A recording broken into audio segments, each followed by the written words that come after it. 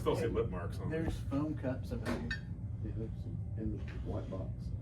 Oh, the big box that says foam cups? Yeah, that big box, that big box You of need cups. water too. You want me to get you some water? I didn't know this was gonna be such a thing. I just smelled your coffee and got jealous. You It want does one? smell good. No, thank you. I'll have for mine. This will add a little like Two extra more to the. No, just you 7-Eleven. thought he was enthusiastic yesterday. Just wait. He was on I'm coffee. dragging a little bit today, yeah. So, But I Quite as am much a energy coffee today. fanatic, without a doubt. okay, so are you like picky with your coffee? You like? You know, I used to be. I used to like get really particular, and then for a while I got into the pour overs, and I even tried to start roasting my own beans, all that kind of So stuff. I like what I do. Okay. And one, I realized how complicated that was, and my wife cannot stand coffee, the smell of coffee anyway. Okay, yeah. That created problems. Two, I found. You're recording. Okay, that's fine. It's fine. The, It's a good conversation. Yeah. No, anything about coffee is a good The conversation. new, it sounds crazy now, that's another thing for me. I love gas stations. I'm weird like that. I love them. Love them, especially a new, crisp, clean gas station. Love They it. opened a QT off of exit 98. Yeah. QT right by is my solid. house. Oh man, I have lunch there on Saturdays. It's incredible. great. Before Bucky's, QT was my Oh, jam. yeah. Like as far as 7-Eleven, we just got a new 7-Eleven in Gallatin. Mm. And, it's some of the best tacos I've ever eaten anywhere. Really? I'm shocked. I'm Am like, I'm is it missing out. Laredo? apparently. yeah, Taco Laredo. Yeah. And they make fresh, tortilla ball, like the dough. Yeah. And they keep it refrigerated. They'll pull it out. When you order it, they pull it out. They run it through the thing that flattens and it runs it out on a flat top, heats them up and cooks them. And then they stuff it with whatever. It's like, this is a gas station? But, I don't know, a few years ago, whoever came up with the bean to cup machines, where it holds the beans. Oh, yeah, yeah. It grinds them and then it makes it per cup on demand. That's ingenious. Yeah. It's just. Can I get wise. one of these for my house? Right, exactly. Like, I'm serious. Like, I would. You It's, pay some good money for it, Seriously. It is because it saved you a ingenious. lot of money. because used to, gas station coffee Yes. was the most disgusting thing ever. Yeah. I mean, because they would just make it and let it set all day. And so with these machines now, that it just makes, when you go in That's there- what I want. I want something I can push a button and make a good cup of coffee It's at good. home, because Right. I got the best Keurig I could find. Yeah. And you know, where you can do like the hot, stronger, and all the buttons. I thought this will be better. No, it's still just a dumb Keurig Well, cup of coffee. Which I'm so spoiled too, because when they first came out, I was like, this is great. And I'm like, ah. Well, and part of that problem is Keurig pods. I mean, you think about it, you get a Keurig pod. How long ago was that created and made? Yeah. So now you got coffee grounds that have been sitting on the shelf. Yeah. Yeah, they're shelf stable, but Yeah. those things are not. I mean, Yeah. So- Yeah, is this closer to like a Sanka? right. Thank God. One Like step Folgers above crystals. instant. Yeah. Yeah, somewhere in between. So I guess that it's a long way to answer your saying. I'm a little bit picky about my I gotcha. coffee, but That's fair. I can always find a good cup of coffee. Yeah. I remember back in the day, my parents were big coffee drinkers ever Yeah. since, you know, ever, so. They didn't, you know, of course, we're from the Northwest, so even there, but we were kind of on the earlier end of it, but I still, you know, I remember growing up, it's like coffee was just not that great. Like, and I drank it early. My parents got me, I remember eating the little McDonald's creamer things Yeah. Mhm. that looked like Oh, a yeah. tiny cup of coffee, Mhm. and they let me. Mhm. That's how I got started. It's so funny, like my mom and dad, like here. That's First tasting. But I always want to be like my dad and drink it black. My mom drank it with cream. I drink it black, so I saw it as like a masculinity thing. I'm not trying to like, you know, but. I started drinking coffee in college. No, I'm just saying. I know lots of guys that take cream in their coffee, but I was just because it was like dad I'm trying. drinks it black. I'm trying. Well, I started drinking in college. I started drinking cappuccinos. I was like, these are great. And then to make just like a cup of coffee at Waffle House, taste that, I was noticing how much sugar and cream I had put in it. And not that it looks like I care about that, but I was like, this is not going to be good for me. So I thought, if I'm going to drink coffee, I just want to drink it. And so I slowly, intentionally weaned Yeah. myself. And so now I just make a cup and drink it. I just drink it black. because a lot of times we have our like, you know, it's an almost daily phone call. Yeah. It's usually when I'm on like hitting my Starbucks. Yeah. He knows my order, How much it costs. and exactly it's $3.57. Mhm. So lady, she was like, "Hold on, let me get your total." for $3.57. Yeah, well, it's just like I get the Pike place. 'Cause Yeah. that's always what they have on The double on cup. tap or whatever.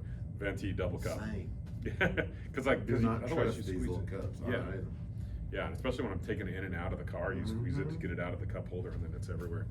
So I'd like a Venti Pike, just black with a double cup, please. Is that all? Yep. That'll be $3.57. Thanks. Please pull forward.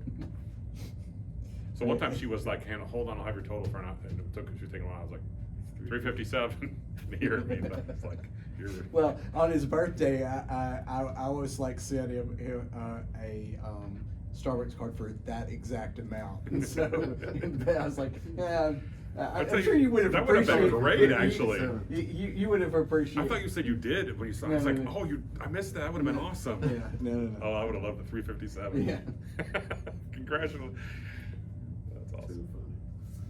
funny. Okay, let's see where we're at here. So we will put the coffee discussion in on the. There we go. Is this film- It's going. Oh gosh. It's been What did I perfect say? since before I left. Let's see what I said. Shoot, broadcasting it out there or something? Yeah, Yeah. it is. Yeah. Instead of VeggieTales. Everybody's watching. Yeah. It's a training discussion. All right, so we're going. Let's get. Yeah. Okay. We got past the golden rule, We- exemption. Yep. Yeah. Exception. Yeah. Exception. I mean, I guess it's an exemption too. Yeah. Sure. If Still that- working out the branding. What do you like better? So that means, yeah, so yesterday basically covered customer service. So today is 316. I'm convinced that's gonna be the longest bit of the whole thing. I think we're gonna be able to get through the rest of it pretty quickly. And honestly, some of this other stuff we addressed a little bit Right. afterwards talking. So, let's go to cash register next. Okay.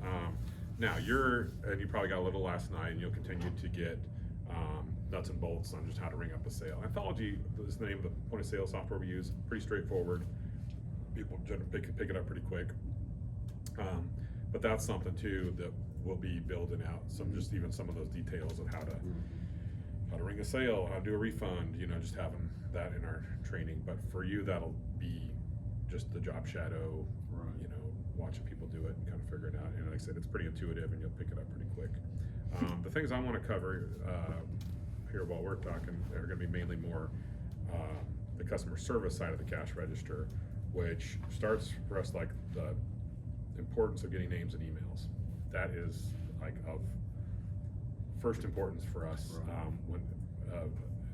Because I mean you think we go to all this effort to build this store and try to get the word out and try to market, try to get the positive word of mouth and try to get them in the door, and then we talk about like conversion rate.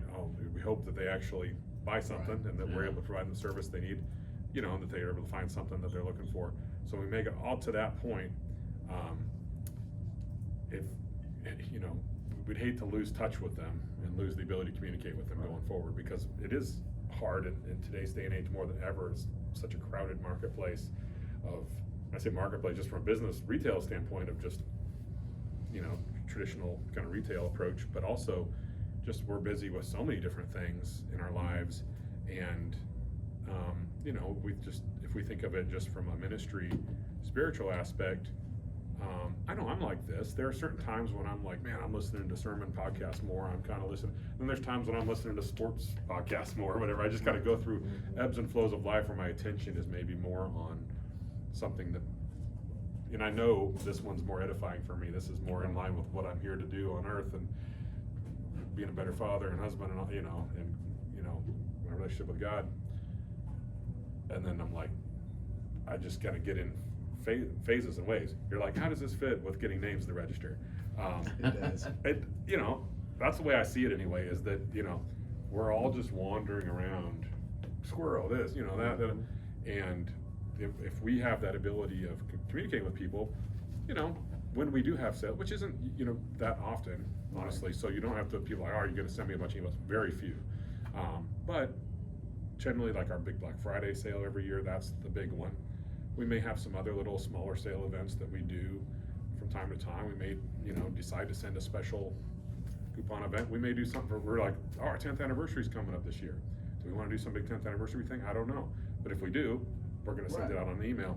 So when we do those things, it's that opportunity for someone to go, oh yeah, that Christmas, gosh, I've been there like a year. I forgot that place was even there. You know what? And if we can get them back in, obviously from a business standpoint, but also I think it's like, hey, maybe this is the thing they're into for a while. Because, you know, you'll see it like on people's shopping patterns, and you can look by customer and see the dates they came in. And you'll see people are like, man, they were in like every week for a period of time. And then and you go, did they move? Did they whatever? And then sometimes you're just like, oh, and then 8 months later they came in again. And we only see the sales, so we don't know if they might have come in and just not bought anything. But like, to me, that fits with that idea that, yeah, that was my CPO phase, man. I was super into it. I was over there every Friday night. In fact, it was my thing. I'd go over there every Wednesday after my small group or whatever it was. So when and that could be the difference in re-engaging a customer. So which is great from a sales standpoint, and also I think good for them, because it might be like, hey, this is a time in my life when I'm, you know, becoming more interested in spiritual things, and kind of, you know, we can be a part of that. So it has a lot of importance from all those perspectives. As a customer, I will also say, don't be afraid to send email, because when Claudia was talking about it last night, I was thinking, yeah, I mean, I'm in there, because she even looked me up and she put my name in there as an employee, all that. And I said, I don't know that I've received an email. Well, I probably have, I don't know, because I came not long after you guys opened here. But that, I mean, of course, everybody gets so much junk email, and so it's tempting to say, well, we don't want to be the junk email, because every morning, that's one of the things I do when I get to my office. I open up the email and I click down through without even looking at most of them, and I delete them. But I also know that there's certain ones that do catch my eye, and I do look forward to reading that note or checking out that stuff. And so even if whatever, it's once a month or something, hey, these are the books that are coming out that we'll have in, you know, in February. Yeah. This is a special event, or bring up whatever. Yeah, I agree with that too. For our perspective, it's one of those things where we don't, like, I'm the marketing department and a bunch of the other parts, so it's like it wipes me out just to do the Black Friday once a year. And we used to do more just when we were new, but it's like it's just one of those things where, oh man, who's gonna do, you know? Like Facebook's a little easier at the store level to do what you're saying, where it's like, hey, we just got these in, and encouraging that kind of like, hey, take a quick picture, or like Tad, you were talking about the Bible recap display, and Tad's wife Bethany put that on Instagram, that display that shows all the Bible recap stuff together, and she got a bunch of people liking and following, and churches and stuff.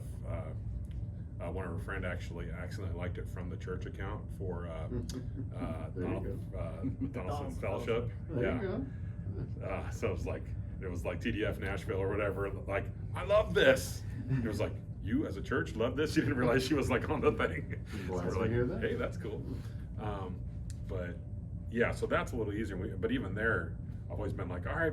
And that's where I feel like, see guys, it's not just me, because I'll be at the manager level. Hey guys, let's do more social media. We'll be like, yeah, we'll do a couple posts, and then it'll be like, ooh, I'm really busy right now. So It's the crazy, thing yeah. it's important, so I hate that. Hey, you know? what's good is when you have somebody on your staff that just really likes that. Yeah, So, yeah. And so Even there, it's I can't tell you how many of these young folks. I'm like looking at the camera, like, am I gonna say something that's gonna be trouble? I don't want to be negative, but I have heard many times, you know what, because college students, and we're in college town in Murfreesboro, and it's like, oh, social media management, social media marketing is my thing. And they're like, oh, really? Just you?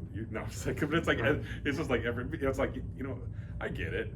You're a high school, you know, I love social media. What do you want to do for a job? I'll do this. You know, how do I do this? So then they come out and like, hey, I'm a social media marketing maven or whatever. I'll do this for you. And then we go, okay, cool. Well, you know what? I'll give you access so you can post for us. And, you know, I think I'll be like, you know, hey, I want to see it first before it goes out. But other than that, like, let's go to town and do this, you know. It's great that you're motivated to do this, and you can do it, and I'll pay you, do it while you're working. It's Yeah. kind of like when Real Red Hen or baking the bread or whatever. When it comes down to doing the actual things, like, you know what, this feels a little bit more like work than I thought. That's what I feel like. I'm kind of like the old man that's like, I wanna have a to-do list. I Yeah. wanna have deadlines. It sounded and things. good at first, but I did it once and I was like, never mind. You know, so, but it is something, honestly, that's an ongoing kind of thing that we want to do better at. And sending emails and sales and all that. You know, the original vision for the store is more like, you know, being like the TJ Maxx, where there isn't really like sale advertising. There's just like, we just know you go to TJ Maxx or Ross. And when was the last time you saw an ad for Ross is having a sale? It's like, no, Ross is a sale. Right. And so that was what we wanted people to kind of just, and I think, I'm grateful for the fact that I think 9 years into it, that seems to have finally taken hold several years ago. At first, we started out doing a ton of promotional events, and it kind of felt like, it's like, man, this is what I wanted, because I want that aspect. It feels like we have all these great prices, and then, but wait for the really great price, or wait for the coupon off again. It was cutting into our margins so much, and just making the whole thing kind of go, well, this isn't, like, so, you know, it takes some kind of intentionality to kind of wean people off the idea that like $2.98 on a $15 book is not good enough, and they need to wait for some sort of, you know, sale on it or whatever. But so when it comes to marketing, but I hear what you're saying, because it's like we have people like, man, I'd love to see more. The other flip side of it is, a lot of times those folks aren't getting the ones we send. They go to Because spam. Google, like Gmail or the big iCloud, I think, what did we figure? I don't know if this is accurate, where I got it like 30-40% of the emails, some even go through or something. Like a lot of them are just trapped before people even see them. So it just depends on the technology. That's, you know, sometimes it goes to people's promotions tab, or sometimes it goes straight into junk, and you know. So our open rate when we do send them, 20-some% or whatever, I think is what it is. 20%. But even there, it's like, man, that's all these people that gave us their email. 1 in 5 is even opening it. So that tells me a big chunk of those 4 didn't even have the opportunity to open it. And we also get a lot of people that, not to say a lot, but one thing that has happened is, oh my gosh. What? Sorry, you can take just a quick glance and see what it is, Michael Robbins. I don't know if this is yeah, okay. Apparently this is public knowledge. What? Hey Dave, I can't remember if I told you or not, but Lifeway is exiting the retail space. I knew they were having their trustee meeting this week. And all non-Lifeway products are on clearance now. I'm working on the next clearance pricing that will be live on Friday morning. There's some great deals out there if you're interested. Oh. Oh man, I know he was worried. Is he gonna, so does that mean he loses his job? He'd been.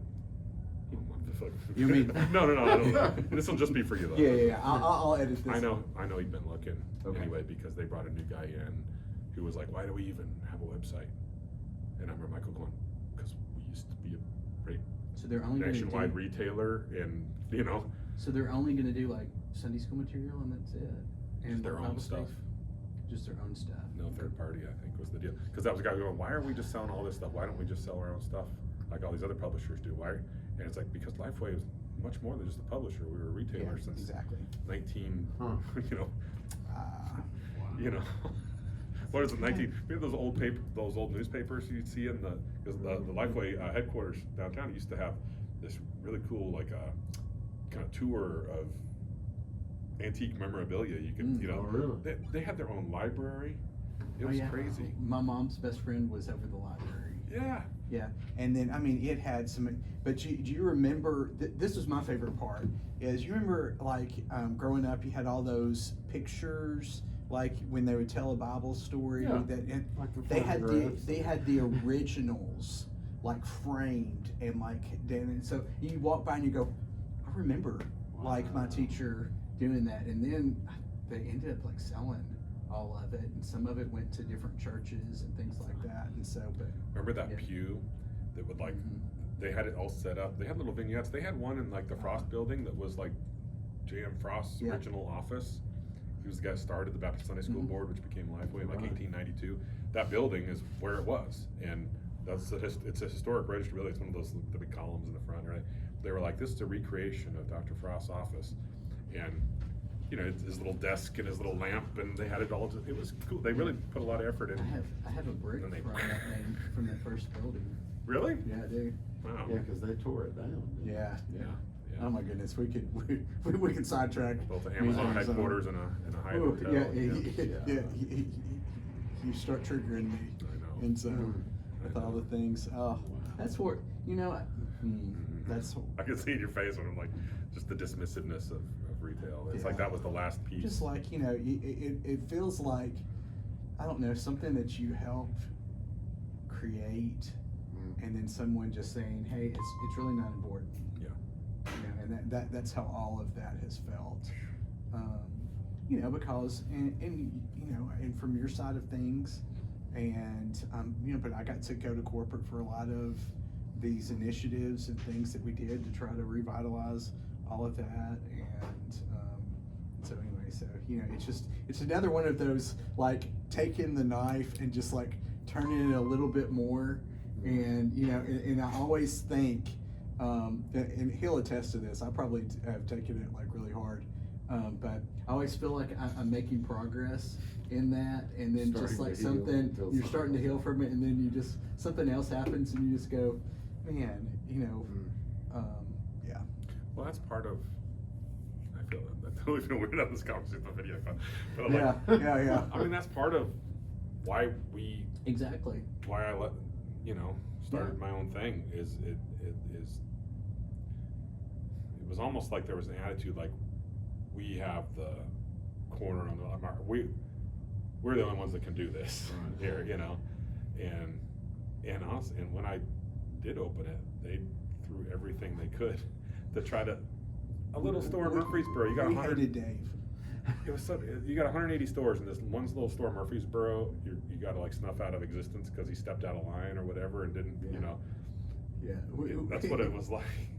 It's funny, and so yeah, we could get into a whole lot of that, but it was just kind of like, you know, Dave and I were just more acquaintances when we knew each other, and by no means do we have had the relationship that we have now. Right. And so, but I can remember when we were opening the Murfreesboro store, you know, and redoing it, and they're like, go look at Dave's store over there, and he used to get deliveries from Lifeway, but because they were delivering to the Murfreesboro store, it would be this Lifeway branded thing, and so it just like Right, yeah. irritate them more than anything that Lifeway van would pull into Dave's store and unload, because they felt that was just like shameful. And that or was just something. probably the Lebanon distribution center going, oh, we're Yeah. sending a truck down there. Yeah, anyway, might as well, exactly. it's right across the Exactly. street, so It was might as saving well. Lifeway money. Yeah. Right. But then I mean that eventually stopped happening, didn't it? Yeah, and Yeah. being able to buy, you know, we get almost every Mhm. publisher that sells closeouts and remainders, we get them, a Christian publisher, and that used to be B&H, and I'll start cleaning out my pod so we can get some of this stuff. but like, yeah, I remember, I don't want to mention certain individuals' names, and be coming in secret shopping, and then they come back, and then eventually I think that led to like, Yeah. you're not allowed to buy these anymore. Yeah. Okay. All right. Anyway, Woo! but they're officially, because it was like, okay, we had to do the stores, Yeah. and then it's like, we're gonna just have a physical store, the corporate office, and then the .com. And it's And like, there's never like mind this- the physical store and the corporate office, and that's when Yeah. Carlton kind of got the hose job through all that, Mhm. and and there was like, well, we're gonna do this .com, and they were convinced that all these sales, you know, I think that's part of the calculus that they thought they were making when they closed all the brick and mortar stores, was that, oh, we're gonna filter this to the .com. Everybody. Yeah. can go online. Yeah, and so, but yeah, the third party, you know, that's what that's what Michael said. He's like, because we're like, this new guy came in, he's like, why are we selling? Because we were a retailer for 80, you know, Yeah. 90 or whatever. Well, you know, it's like, and you know, Mhm. so I guess when it comes to the internet now, it's pretty much Amazon and Christian Book as far as a place you can go to get Yeah. Crazy. variety of merchandise. Maybe, I guess Mardell still has a website, so there's Yeah. that, but Lifeway is not doing it anymore. It's very different to just, they'll just basically be like any other publisher, Tyndale, Crossway, HarperCollins, you can all just go, you know, they all do direct to consumer now. Right. Let me tell you though, that used to be a dirty word back in the day. Back when Lifeway was a big deal and family was a big deal, and you know, Christian retailers had more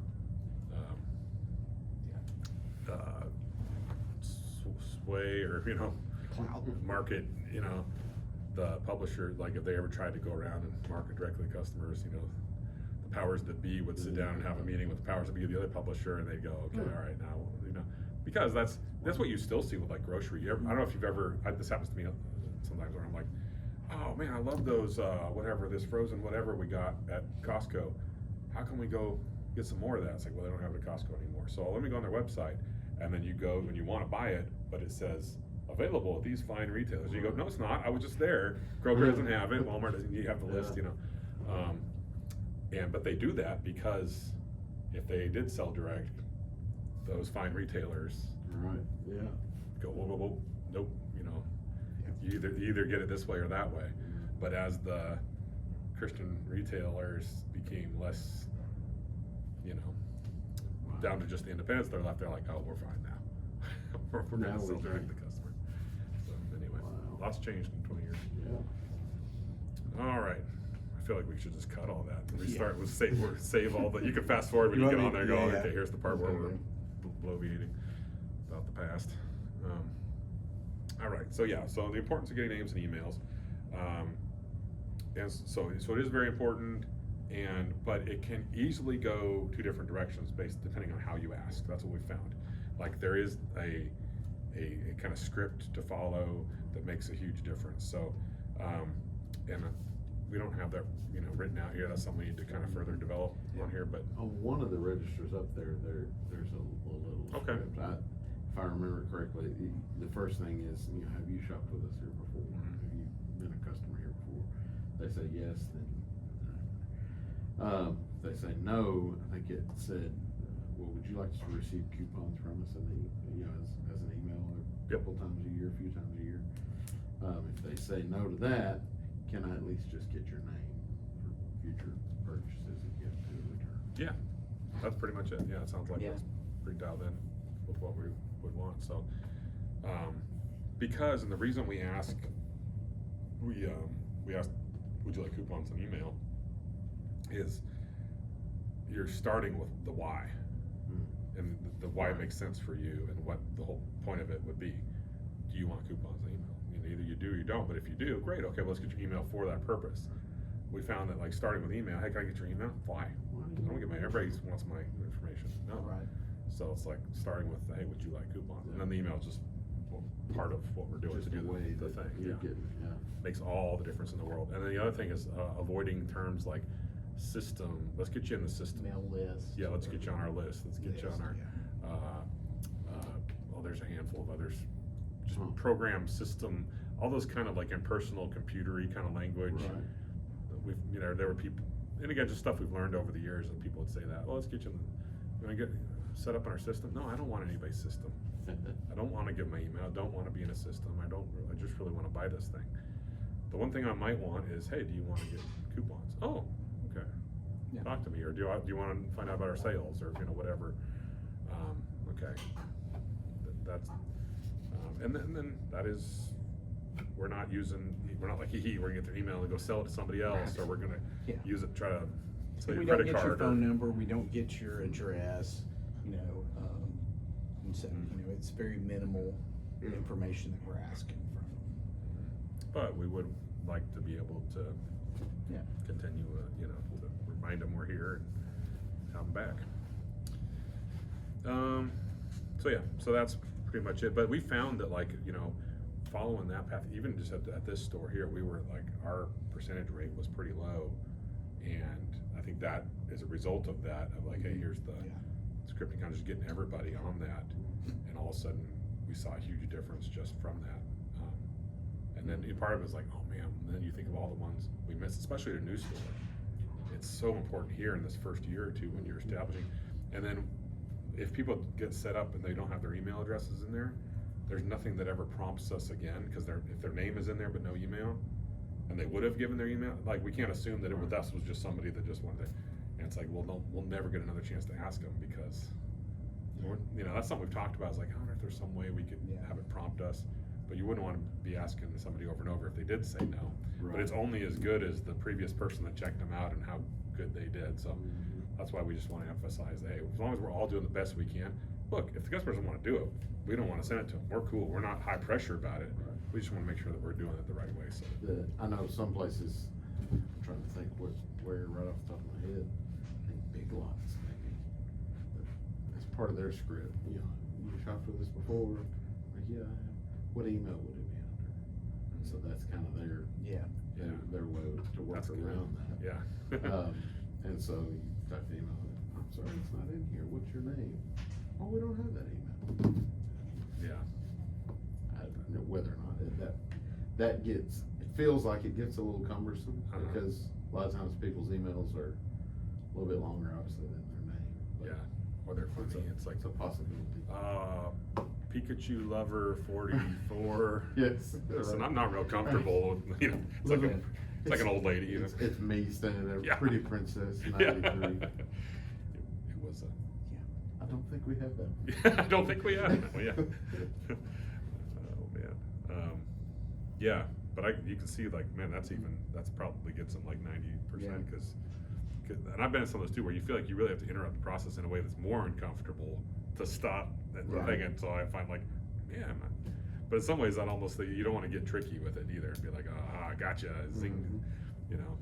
Or as simple, I'm assuming, I can't remember from when I saw it last night, that when a person's name is in there, that it pops up a little bit of a profile or something. It does If just you- put their name, Oh, it does. unless So you it- click a button and.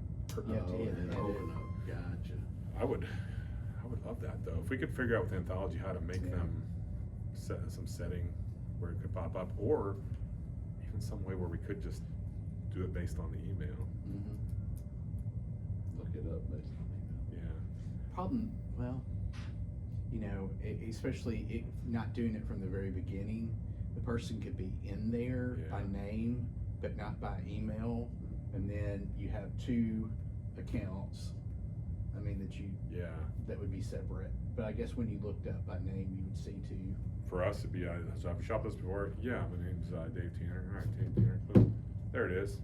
Click it, and then if it doesn't have an email, So that's what Lifeway's was. pop up and say, no email, enter And email then here, and then you With can. Lifeway, it would pop up and ask you for the email, but you'd have a button that you could say down and ask again. So it wouldn't prompt you if they had definitively said, hey, I don't want emails. Yeah. That makes sense. That Didn't would hurt be to good. ask. Yeah, we should see. Didn't hurt to ask. I think you have a better bet. They like Andy. At There you go. the point of sale company. They like me okay, but I feel like you get more stuff than I do. But, I yeah. serve a purpose. It's like everybody loves Raymond. Everybody loves. Yeah, everybody loves it. So yeah, we talk about the script, the if-then path, kind of, we're talking about there, if they say this, then this. The other piece at the register is, when we talked about that, scanning our stickers. Mhm. We talked about that yesterday. And then, except in cases where we don't have a sticker on there, and then we default to the barcode. The other piece of that is scanning each item. So we don't wanna use the quantity, piece of Okay. it. Literally just scan. Even they got 43, ding, ding, ding, you know.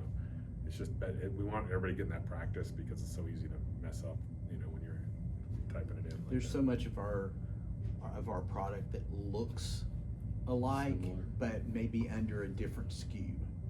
And I think like pass it on cards, you know, it'd be real easy to go, click, and then, oh, there's 40 of them. Yeah. And then there'd be 40 different ones, or even 39 of one and one of another, you know. Yeah. And so it's just, you know, it's just one of those things. It seems like, why do I have to do this? But from so many different standpoints, from inventory, you know, keeping track of it correctly in inventory, and even potentially price. Yeah. You know, you Well, because could- the -1-22 thing, let's go back to Mhm, that from yeah. yesterday. Now, let me give you an example of one. We talked about the Dash 1 being, hey, we bought that from the publisher. It's expensive, but we had to have it. Well, what'll happen a lot of times is we'll get, so let's say Phil Robertson comes out with a new book, and we're ordering it from the publisher when it first comes out. It's a Dash 1, it hits the shelf, you know, and then fast forward 6 months, all the Phil Robertson books that were at Walmart that they didn't sell are available for us at a great price. And so we're like, great, we'll buy them, and now instead of $20, this nice hardcover book is gonna be $5 or whatever. So now we get it in as a Dash 2, and we got 60 copies of this book, but we still have the Dash 1 out there.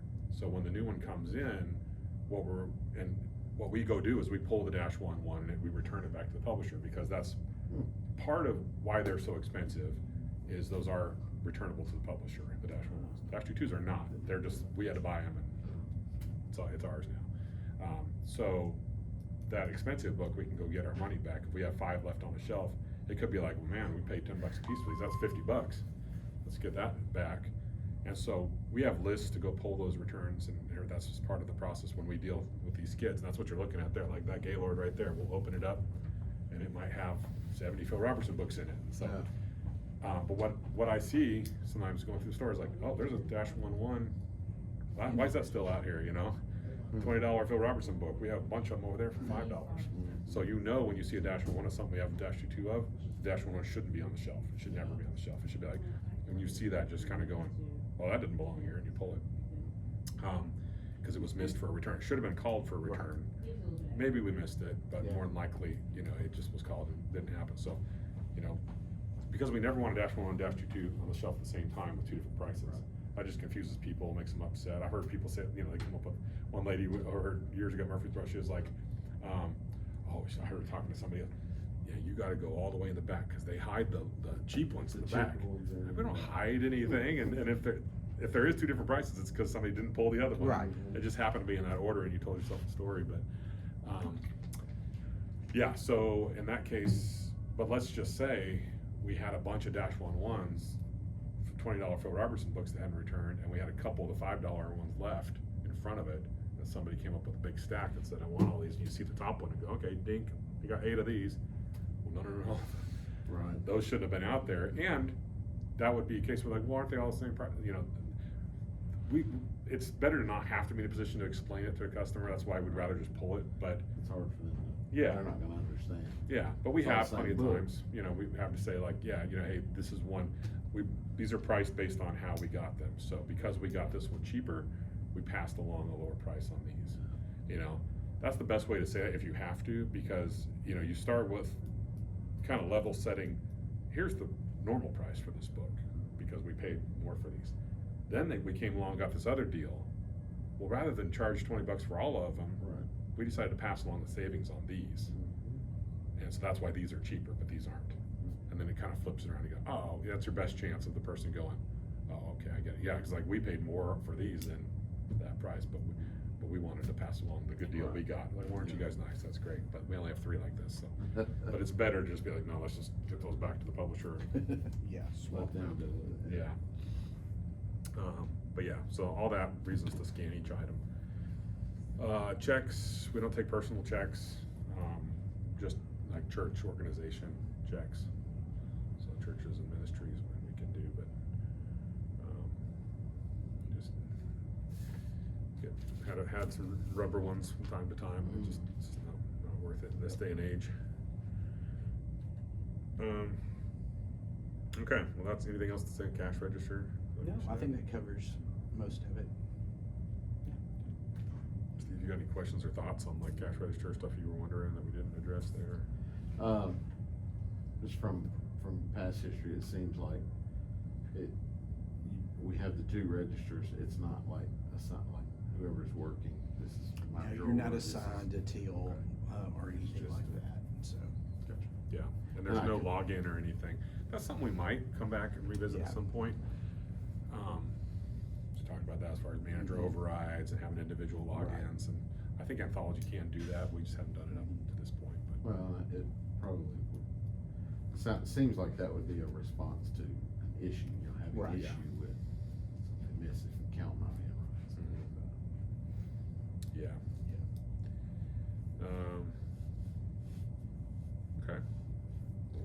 cash register part, good in there. Let's talk about,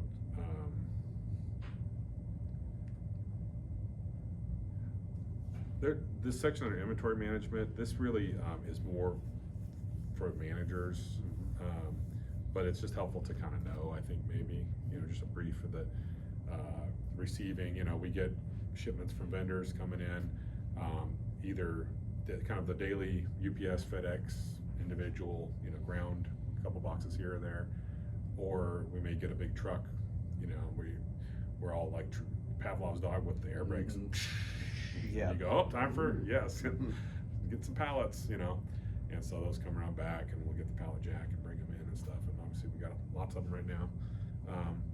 But we get those shipments in and we receive them into Anthology, so there's a process in which we, check off the invoice, make sure we got everything, put it into Anthology, make sure that SKU then what we paid matches up with what we paid. All right, we paid $8 for this one, and its price is $14.98 if it's dash one. So yeah, you won't be doing this, but just so you kind of know that process. And then once that's received, it's out of the box, it's gone into the inventory, it's reflected in there, then it's gonna typically go on a cart, like one of these carts. All right, time to put it out. And that's where you would come in is, all right, we can put it out. And then, we talked about now going into the section, all right, I got a bunch of these John MacArthur books, look like they go into, Christian Living. All right, let me go to the M's here.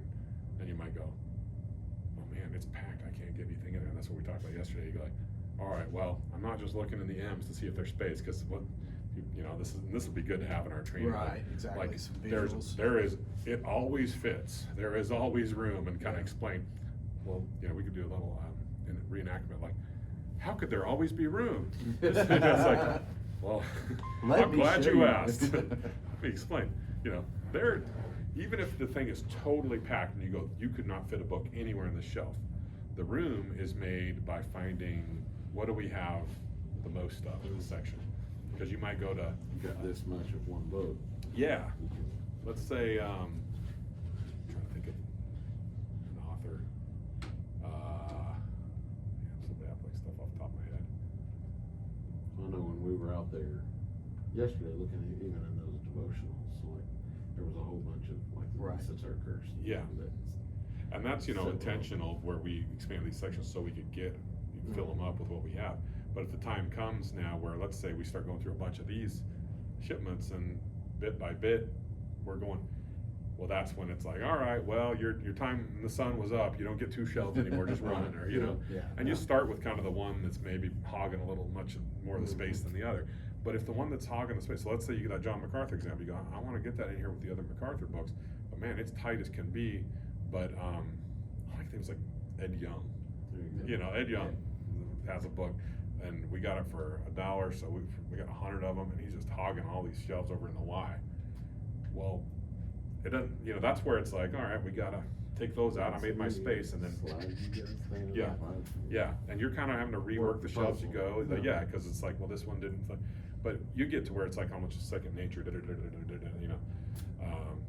and then, oh, surprise, now we have room. So then you come back, and it's like a trade, Well, I came out with 20 MacArthur books, I'm coming back with 20 Ed Young books. But that's the key, is just making Right. sure that the stuff goes out. Because, you'll see sometimes over the years, a bunch of stuff on a back shelf and go, this never even went out. Like, look, it's all out here. It literally brought in, and they put it on the back shelf. And you think it's not gonna sell back here. Yeah. And it might be a -11 where it's like, we bought these for $20 to sell them for $30 because we knew people were gonna come beating our door down for them. And they probably did and thought we didn't have them. Yeah. Oh, I'll tell you another one. So while we're on the subject, because you mentioned Charles Martin and his, being a fan of his, and that was actually one the other day when we were here a few weeks ago. So this comes down to, we have all those tables. What goes on the tables? That's a question someone asked. Is this a planogram? Are there certain books that's supposed to go here? No, first of all, there's not a planogram, but there are certain books that make more sense to be on those stacks. You definitely want it to be stuff you got loads of, What you don't want to happen is for the only books you have of that, or title, the only units you have of that title is on that shelf, or on the table, because you never know. Even we wouldn't forget. Right. So if someone's looking for, hey, do you have Max Lucado, blah, blah, blah, and you had 5, but it's just a stack of 5 and we have so many tables, Right. you go to L's and like, oh, that's where everybody's gonna go first, is the home.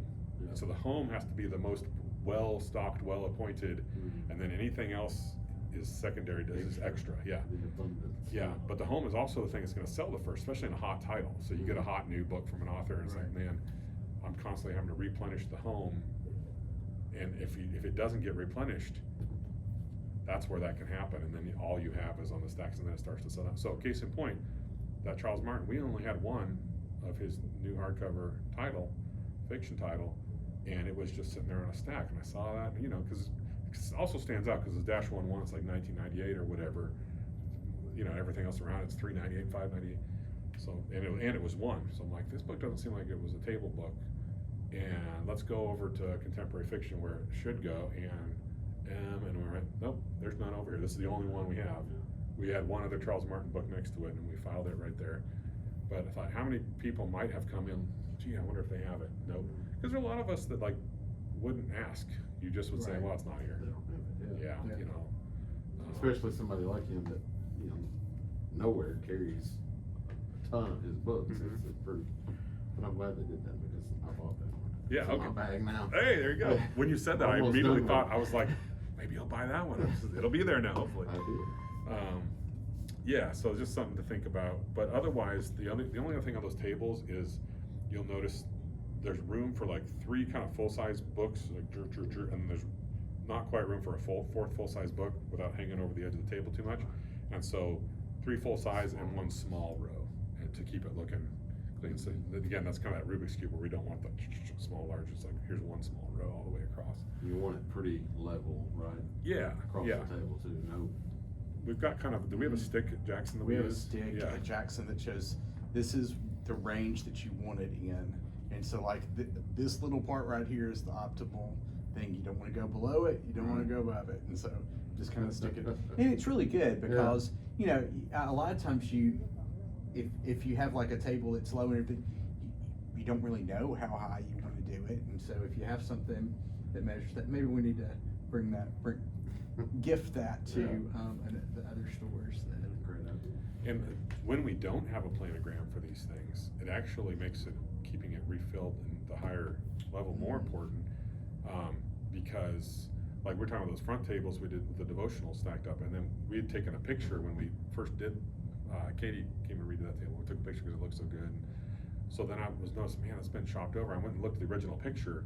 It was like, oh, this book is sold out, and we have more of it, but we didn't know what book was it, you know. So it's like, that book was a winner. It was selling off that. So it's like, we got 100 more in the back. We'd love to just keep it refilled. But if somebody took the whole one and they put something in there that's a D level seller, we just clogged that, you know. Whereas there was another one, was like, oh, we have 8. When we started, we had 8 on this, and there's 1 left. So it's like, we'll catch it and go grab those 7, because the minute that one's left, we won't know what goes there unless we're doing a planogram, which we don't do. So, what else I want to say about something else? What were you just saying before that? You were talking about the receiving process. Yeah, but we're talking. You were just saying about those tables, and we're talking about the stacks. Oh, it was done. You're either like, man, you know, I was That gonna was say really something, good. and then you're like, it's always really good if you don't remember it, Right. and then I just remembered it, and it was like, no, that one could go. But now you're curious, probably. Yes, so go ahead. The viewers we at can home. edit it out. Yes. if we all need those to. viewers. You know what's funny though? I feel way more comfortable in front of the camera now than yesterday. Well, good. Having done this before, so like if we do want to do some podcast or something, Yeah. I feel like We can have the we can do it. CPO podcast. There you go. Yeah, we could call it the Styrofoam Cup podcast, and we Yeah. always sit here and What you're reading. Talk- What yeah. you're reading podcast. yeah.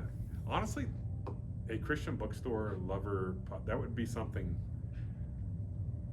Enough people that are like, Oh, man, we used to right. have one of these in our town, so actually just being able to kind of Just live talk. vicariously through the Christian Yeah. bookstore. There's something to that. Yep. Kind Glad to know. kind of like the guy in his 90 CCM devotional pastor. You might know him. He came and did a book signing, and he's pastor up at White House First Baptist, I think. I don't know if you heard. Is it First Baptist? No. What is his name? I don't know the pastor at White House First Baptist.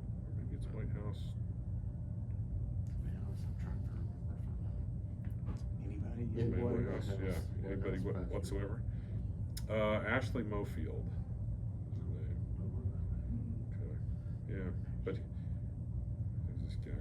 He wrote a commentary. Let's see, there he is. Senior pastor, yeah, White House First Baptist. But this is a devotional on 90s CCM. Oh, really? That he I- did, Yeah. mixtape theology. So he goes through different songs. Pretty smart. Yeah, Mac Powell wrote the foreword, and you know he's got like C.C. Winans and Michael No. Smith and all these people See, that did. I perked up. You said CC one. CC That reminds me, and I never watched it. What was the movie that came out just a few years ago? Jesus Music, or Yeah, yeah. Yeah, that's what it was. They had the had all- story. Yeah, it was like a documentary of Mhm. CC. Yeah. I never watched it. So the thing I was gonna think that was so dumb, but it was talking about like the perfect stack. Like here it's too high, and here's the little window. Yeah. It's like the Price is Right game. Oh, there you go. Like That's the what I was little range game. Yeah, yeah. It's the range game. Is that what it's called? Yeah. I always liked the one with my favorite Mountain climber. Mountain climb. Woo! You It know, goes off the the golfing one. What's your favorite Price is Right game, Thad? Plinko. That's the other I one. knew it would be somebody Yeah. would be Plinko. Hole in one or two. Or two, yeah. Or Took it away, two. yeah. Yeah. I'm thinking about Happy Gilmore. You seen the clip where it's a newer clip where Drew is up there and this lady wins the frontline game. She comes up when she's in a wheelchair and he's talking to her. So good to get you up here. Let's see what prizes you won. It was a treadmill. It Oh. showed his face. He was like. I mean, That's and how do you hilarious. how Yeah, do they you would've plan never- that? There's no way you would know. Oh, my But it was goodness. just his face. It froze and zoomed in on him.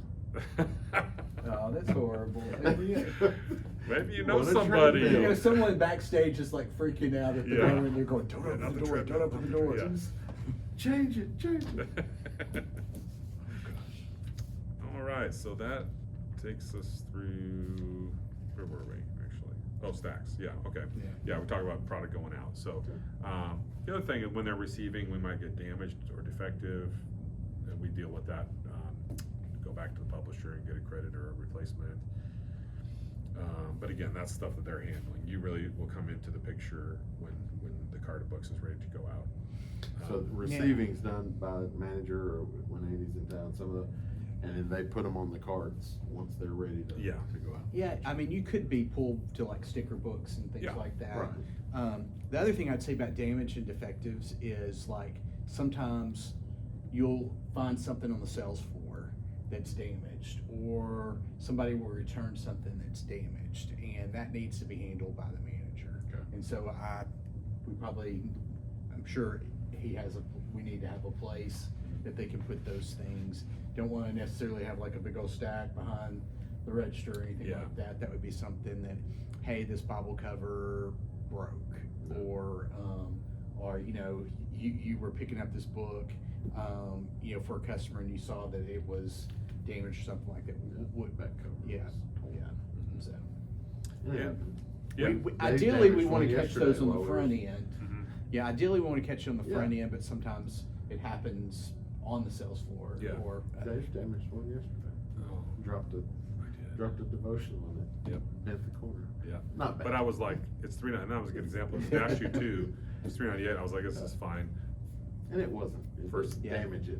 For some people, I would say, like Katie would be like, more like, let me get the nice one on the back, because I would say like Yeah. cereal box or whatever, if it's got a Right. ding, she'll get the nice one in the grocery store. But then the next customer will just come grab the Yeah. one, and they don't care. And I would say there's a different criteria for -11s and -22s. What is So damage? yeah, Yeah. with -22 there's a little bit more Oh, yeah. ebb and flow of what's acceptable and what's Yeah. not. And so Yeah, but if you ever have a So- question, kind of get Yeah. a feel for it, just bring a manager, hey, is this a defect? Kind of get a feel for it. Price changes and returns to publisher and transfers. That's B, C, and D on here, but those things tend to go together as oftentimes. And so, but let me deal with each one separately. So, price changes is just what it sounds like. Hey, this used to be $5.98 and now it's going to be $3.98. The why behind that we may have gotten a bunch more. And so when we had two, $5.98 was a good price to get rid of these two, and now we got 30. So we're, probably gonna be lower, $3.98 if we had 30, $2.98 or $1.98. Yeah. Because we gotta blow through this many, and so, because we got a new shipment, and that's gonna be for Dash 22s, generally like most price changes. And so those are emailed to the manager, and oftentimes though, when it may be printed out and say, here's a list of price changes to go do, or, that's where it would come to you, is you go find them. And so when we do them, we're changing the price in Anthology, printing a new sticker, and taking off the old sticker and putting on a new sticker. Gotcha. So we always take off the old sticker. Sometimes it's price increases. Honestly, before it used to be 90% price decreases when we would do price changes, but in the last year or two, with inflation, publishers are changing their cover prices. It's been a ton of increases because we're trying to keep up with it, because, hey, this now has a cover prices means our price chart price change, everything goes up, and so we have to go pull the old one and put a higher price on it. So that was kind of, I don't think that's gonna just keep going. It felt like kind of a correction for a time, think so. hopefully. Hopefully. We'll see. Yeah, A couple of months. but, yeah. So price changes that may be handed off to you. Returns to the publisher. Now, we talked about that like the Phil Robertson books. The Dash 1.1, returns are always Dash 1.1s. And that's gonna be then a list of, hey, here's a bunch of returns for HarperCollins, or whatever vendor we're gonna send it back to, or it might be a mix of vendors or whatever, but that's not the case where you might get a list then that you're working through, going to find them, pull them, mark them off. And usually we'll send like a little, it could be an individual email, hey, go pull this Phil Robertson book for a return. We got 20 of them. It could just be email, go find the 20. Or it could be a Excel list where it's like, we have 6 of this, pull all 6, and it has I'll put a little square where you put in the 6 that you pulled and go down the list and track them, and then, so I would imagine, Thad be handing that off to different sales associates at times to pull those returns, but that's what's happening. Then it goes back, and the person that is trained to do it, gets the return thing you do through the system to get them out of inventory, and then ship them back to the publisher. Gotcha. And they give us credit. Transfers, that's going from store to store.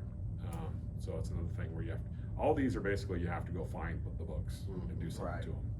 So the transfer is, I just brought some over from Murfreesboro this morning, and all those on that skid over there have to go back to Murfreesboro as well. Nice. And that's just stuff that, for whatever reason, like the fellowship cups, a lot of times it's rebalancing stock. Right. Like I was looking at the fellowship cups, I was like, man, we got 57 over here, but 2 here, All right, let's do some transfers. Yeah. So that's kind of under the inventory management, what we just talked about. So that's everything there. Now let's go to visual merchandising. Okay, so some of this we talked about yesterday. Stickers, labels, where to place. Covered that real good. How to print in the system. I don't know if you've seen that yet, but we can go over that. How to print the labels? Yeah. I haven't seen that. Yeah, we'll show you that. And that might be something. Yeah, I mean, it comes up from time to time. Yeah. Label falls off, you just need to print a new one. Yeah. Or, like I said, you're getting a price change list or something. There's 2 major areas in Anthology you'll find yourself working in. One is the cash register, which you've probably already seen, just scan and take the sale. The other is what we call the inventory master, or just inventory. It's an entire, module. That's kind of how Anthology works. There's the cash register module within Anthology. You can open and close that. This is the inventory module within Anthology. You can open and close, and use that inventory for researching our inventory, basically. Right. Now, that's where you print labels, because you'd have to find the actual item, like uninvited there, whatever SKU is on that label. If you're an inventory master, you can type it in, you can scan it, bring it up. We have 27 of these. They're $9.98. Print the button, it'll print your label. Now, when you're looking up books for a customer, this is where we could probably use use the video later and try to figure out how do we want to train that, because the thing I worry about is people trying to look for a book in Anthology for a customer. I'm sure that's probably the default that people do, and I don't think it's the best way to see if we have something, because there's no guarantee that it's going to have the right search terms to find it. Oftentimes it does, but not necessarily. So you might have something misspelled, or there's a Right. lot of reasons why you could not find it in Anthology and then go, but no, we actually had it, you just, Right. the search isn't great. So, I don't know, we need to figure out how we wanna train this, but but we have Ingram iPage, which is a website that we do our special orders through. We can talk about later, which is basically a database of all the books that Ingram sells, which is the world's largest book distributor. And we buy books from them mainly for special orders that customers want, because it's like, chances are, if it's in print, they have it, and we can get it quickly. They have a warehouse in Laverne here, that's actually their headquarters, Wow. it's in Laverne, so convenient for us.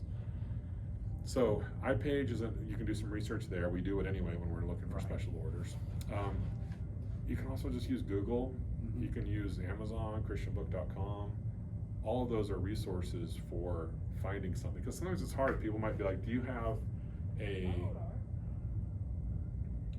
somebody back there? Somebody back there. Okay, here's some fun. Somebody like, hey, I'm looking for a devotional for teens that are going through depression and anxiety. I don't know, I'm just gonna, it's something that somebody might ask for, and you go, I could type in teen anxiety, maybe, like, you know, it's like, it just depends on Right. what's in the title and what come up.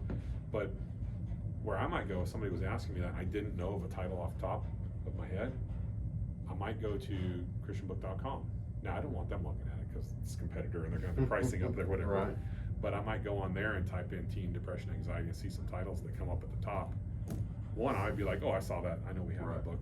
Or you might go, let me click on that, and then I could copy paste the ISBN into our system and see if we have it. That's one way to do it. Mhm, yeah. ISBN is the thing that will remain the same through all of those things. So whether it's iPage, Christian Book, Amazon, or Anthology, that number, you bring it in, and then you could say, oh, there it is, and we have a -22, or whatever, you know, it's 498, it's over in the teen. So there's just a lot of different ways that we can. Yeah. Some of it is just, let me go to the teen, if it's something like that, you might just go, let's go to the teen section and see what we can find together. But what you wouldn't find is like, it might be something that we don't have that they would wanna order, well, you wouldn't see that on the shelf. So, that's why I instantly thought Christian Book, because they do a pretty good job of their search algorithm. Yeah. In fact, let's try it for fun, just to see, my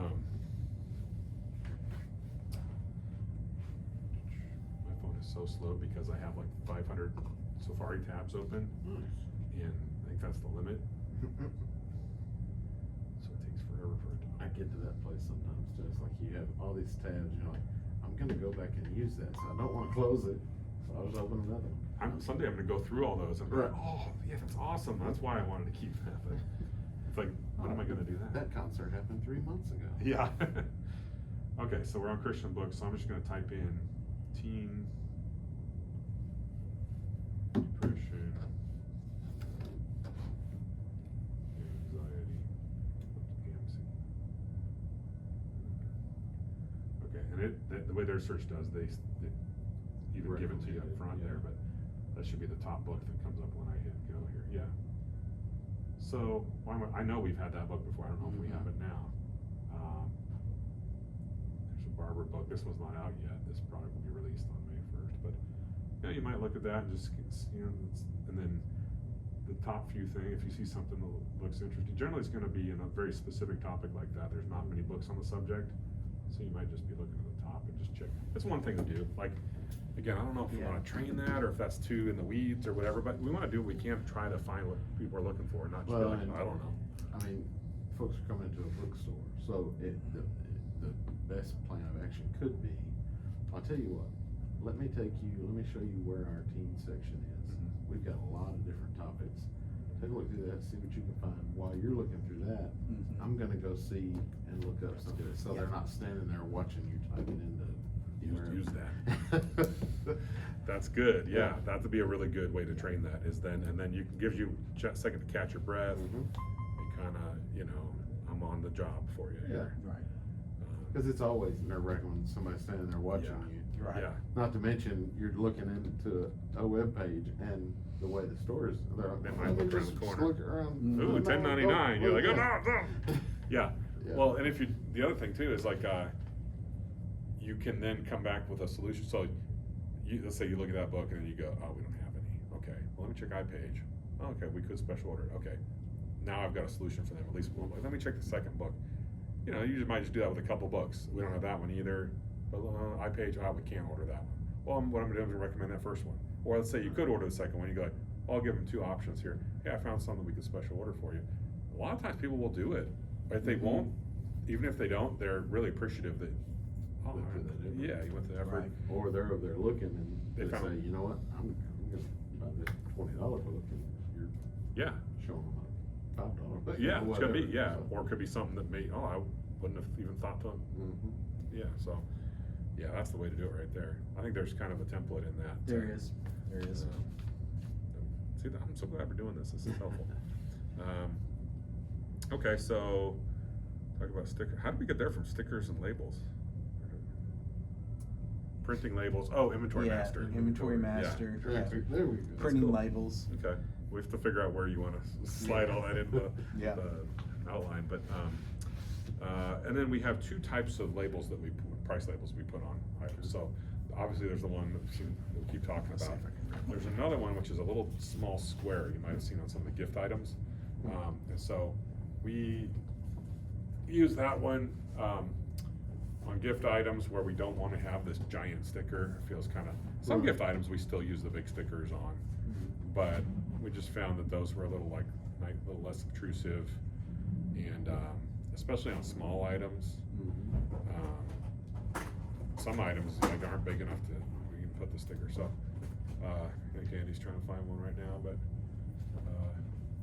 Yeah, it's like this, but it will have a price on it. yeah. Huh, okay.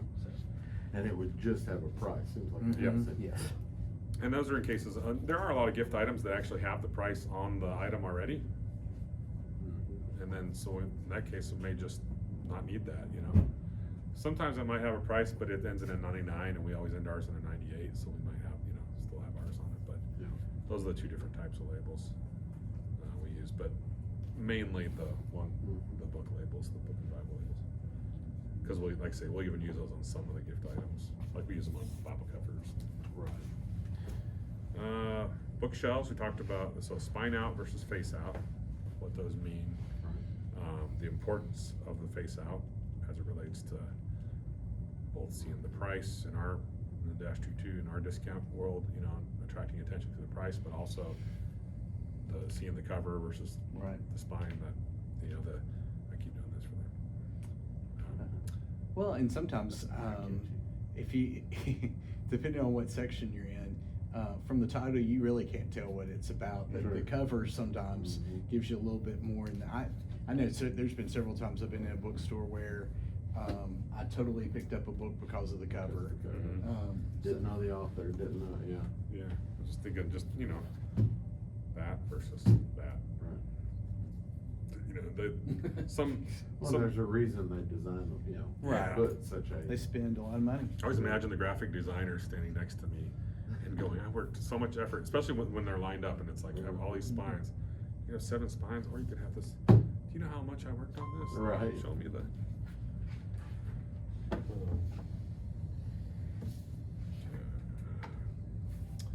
Oh, and then the idea of like framing face out. So when we do face out, having the same book on either side as Yeah, like bookends. Jinx. And then not having two face outs next to each other where they can knock into each other and stuff, and it just looks better. The other thing is, not stacking it past the edge. Yes. And Oh, so, the face outs. where like you have part of the book that's hanging off of the It'll edge. stay up there, Yeah, but. and also the other thing is, don't stack it past, if you have two of the spines, Yes. don't stack it past those spines. Use that kind of V, cause it just really kind of looks weird. Yeah. But the big thing is, don't let those books hang off, because it damages the books, Yeah. and it can end up losing the money from it because Yeah. of the damage that's done. But that's weird, like, because when you have one too many and it goes past the spine, the face out goes past the spine, that front one can kind of slide back and forth in front of the spines too.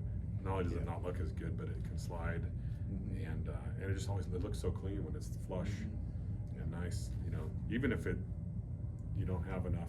That's the case with a lot of our face Right. houses. We don't have enough to bring it flush, but it still looks good. Mhm. You know, as long as there's not, when it gets to where there's like one in the back, it's there you go. Okay, maybe is there something else we can face out? Good shape. Yeah. Table stacks. Well, good. We talked about that earlier. So that's covered. Order of Bible types. So I don't know. We have that somewhere Yeah. I can print it around out. here, but basically, like we do by translation first. That was a big debate in Christian bookstore circles back in the In the day. 90s and early 2000s. Way back. Of do you start with translation or do you start with the Bible type and then translation underneath that? It's like devotional Bible, study Bibles. Right. And Lifeway did it both We ways. did both a ways. full reset. Yeah. There were publishers that had competing visions back when Zondervan and Thomas Nelson were two separate publishers back in those days, a long time ago. Feels like now it's HarperCollins, you know. It's all, but those were the two of the big ones. And I remember Zondervan was like, you need to do translation, and they had a whole kit, and they went around with called Total Bible Solution, and they had those color coded NIV, you know, King James, and then Nelson had their big thing like, no, you need to do by Bible type, and here's our programming kit that we want to sell in the Christian bookstores. That's like devotional Bibles, study Bibles, whatever. I remember thinking, well, I don't know which is the better way. You're both convinced that it's probably Right. honestly 50-50, Right, because I think that's yeah. why it just depends on who's in charge, and they go, I think it's this one, and it's like, I don't know. I think it might be a tie. But Zondervan had the NIV, so they had the market share leader in translation. So it makes sense that you guys are pushing translation, Mhm. whereas Nelson was over here with New King James and King James going, we want you to Yeah. do it the other way. So And ultimately, we did it by translation, and it's how we do it now, Yeah. which does make sense. You always, when you're doing these things, you want to look through the eyes of the customer, and I think that most people, you know, are more set on the idea of a translation, and you know, you might go, yeah, I'm looking for a study Bible. I might take the NLT, or I might take the NIV. Either one would be okay, but it's real easy. But then you do have those ESV. I want an Yeah. ESV Bible or KJV or whatever, and so it just makes it easier. And from the eyes of the customer, that's how we always want to organize Right. things. So And your target probably quote unquote demographic as customers, most of them will be exposed to Bible translations in some way, Right. shape, or form, and probably have a preconceived preference. Right, of what exactly, they're you're coming exactly in right. looking for. And so that gives you the, you know, some will come in, I'm KJV only. Alright, right here, this is what you got. This is the width of what, you know. Yep. That makes sense, yeah. Yep. And you know, inevitably there might be some bouncing around if you're up, and it's like, so I'll just hit Yeah. the study Bibles in each group here or whatever. But even when they did by study Bibles are all here and then devotional Bibles are over here, I sometimes felt like there were some Bibles, it's like, do we call this a study Bible? We call it devotional, but the Yeah. ones that operate in the middle. What's Yeah. the everyman's Bible? How do we do that one? Yeah. It's got notes, it's kinda got some, but you know. It's kind of devotional. I think we it's kind call of it a study devotional, Bible. but the average person might be, you know, when we're kind of in the weeds and this is what we do every day. Average person's like, I don't know. I wouldn't, Yeah. I'd call this a study Bible and it'd be fine with me, you know. So Yeah. yeah. So anyway, we have an order in which, so once you're in NIV, it's like, hey, we do the study Bibles first, and then within that we do large print first, right? I don't have it in front of me, but so there's kind of a hierarchy so that we have a sameness and we can keep that consistent. Well, it's types, like Yeah. you'd have all the life application Right. study Bibles together. Yeah. And then you'd have all of the NIV study Bibles together, and then all the chronological thing together, so that, you know, you're not going here, Right. but then within that, you would have large print Yep. and things like that. But in some of these others, you would separate out. So. Yeah, and it ends up that's where now we're back to that Rubik's Cube idea too, where Mhm. it's much more pleasing shelf because you're breaking it down into manageable chunks for people. So, you know, Bibles are already the most intimidating thing to buy in the store because you know there is that. Oh my goodness, all these letters. What's an NIV or an NASB? Do I need a PhD? You know. Mhm. Yeah. Hey, that's pretty good. That was good. We'll keep that in there. Yeah, but that is part of why we offer that Bible training to help with that, and also, where's it say that? Oh, so just visually, if you have all those, like your NIV life applications are all together, well, they all have those red box, and so now you have just a nice red chunk, and then here's the blue ones, and here's the, you can kind of at a glance figure out, oh, okay, I'm breaking it down. I can see, I can follow versus just like I'm already intimidated, and here's just a bunch of stuff random. Right. So, but as with anything, that can continually get into a state of disorder. So when you have that, it might be something you go, I'm not sure what to do. I'm just going to kind of go through Bibles tonight, and let me get that paper that shows what order they're supposed to go in, and just kind of audit and the section. And see. I would say always use that paper, because your memory will. It is a very detailed and probably the most complicated area to keep correctly. So that sheet of paper that gives you that of how it says is extremely important when you're putting out Bibles. Okay. Gift tables and displays. So that's something. It seems like there are certain employees that have a real knack or just natural gift towards gift tables or displays, because this is where we get more into the artsy nature of it. But I will say this too, like you might have somebody who really gets the color coordinated or artsy side of it, but we don't want. Sometimes I've seen where the downside of that is people be like, I'm going with a fall theme with oranges and browns. So I found this one random C.S. Lewis book that we sell 1 or 2 a year, has an orange and brown cover, so I'm going to place that nicely here, and then I'm going to do it. And when it's done, you go, that looks beautiful. That is a horrible use of that space in the front of the store. That book is going to sell twice a year, and not on the table, and it's going to sell twice a year on the table. Right. The product that the table's there to really be like an impulse, like, oh, look at that, that's cute, I want that.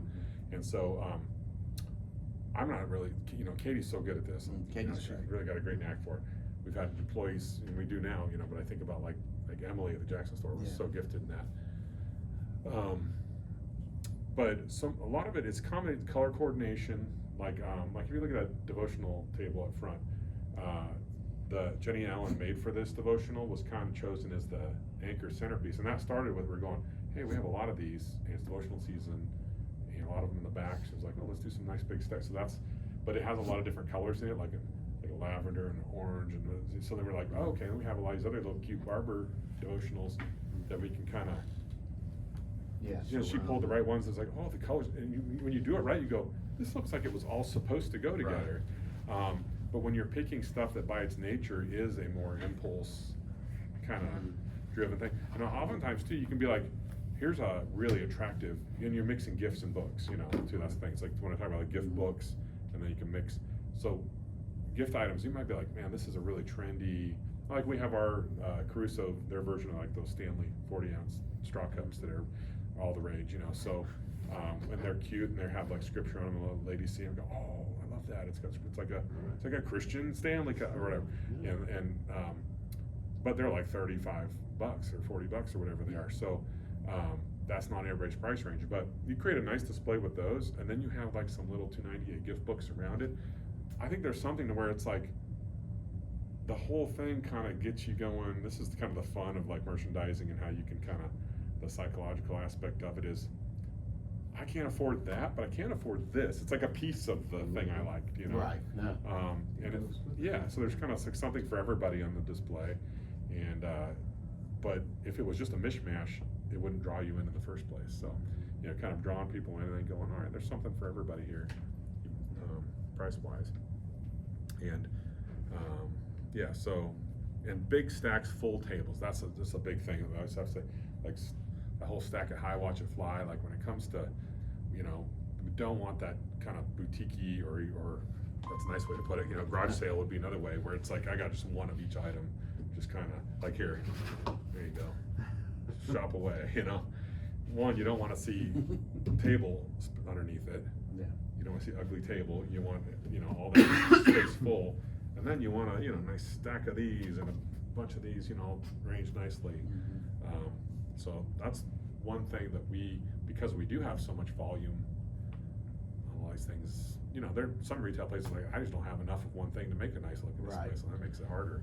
And that's when you have to start using tricks of like risers and shelf pushers and easels and things like that, which you can kind of Yeah. be creative with that and achieve a similar effect. But nothing sells product like product. That's what the whole retail thing.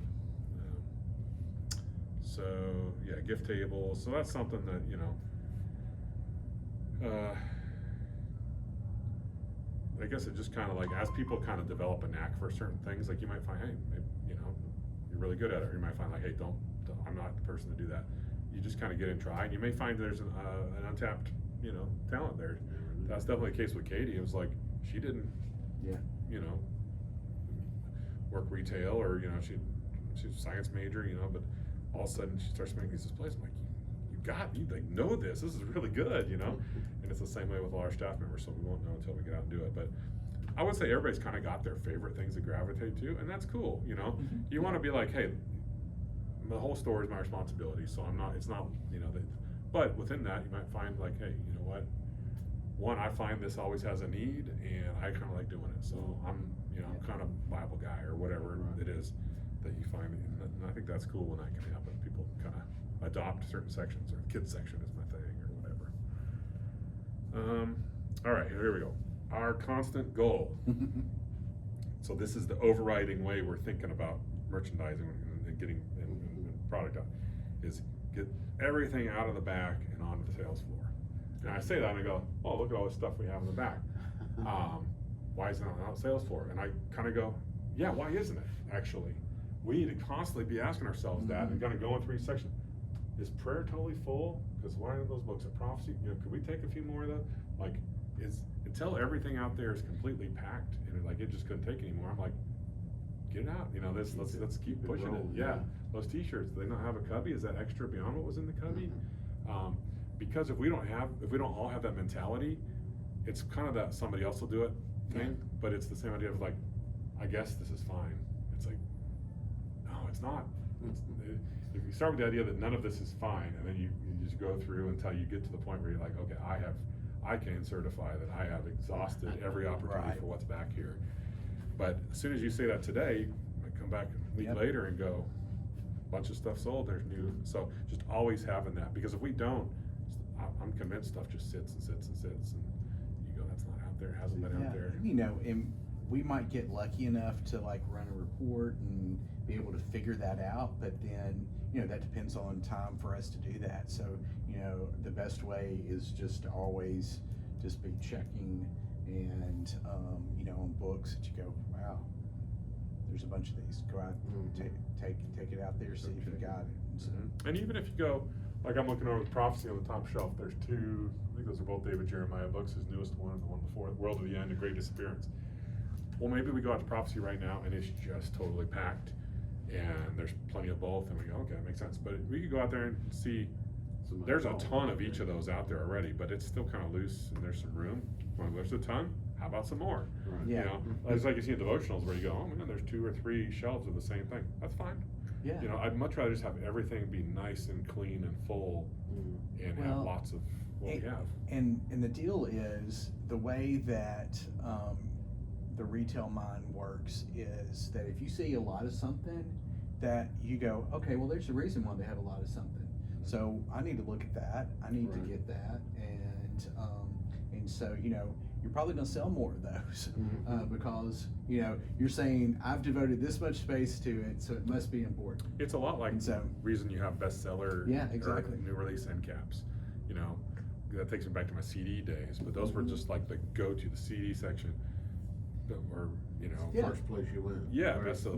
What's hot? What's new? The newest, yeah. Yeah, what's moving? What do I need to know about? What's, you know, oh, okay. We need somebody to curate and break it down, and those were always the two. You got to have those two, and we still do that here. But it's that same idea of even just having lots of something. You go, you know, or you go, boy, that sure didn't move, or whatever. You know, that's the other. That's the, that we may say but that. you can generally tell the difference too. You know, I still remember one. This is the one where I'm thinking about the camera going. Well, it may be a good time to stop it and But restart hopefully it. it's still The going. battery. Yeah. Oh, it's still going. Oh, all right. An hour and 24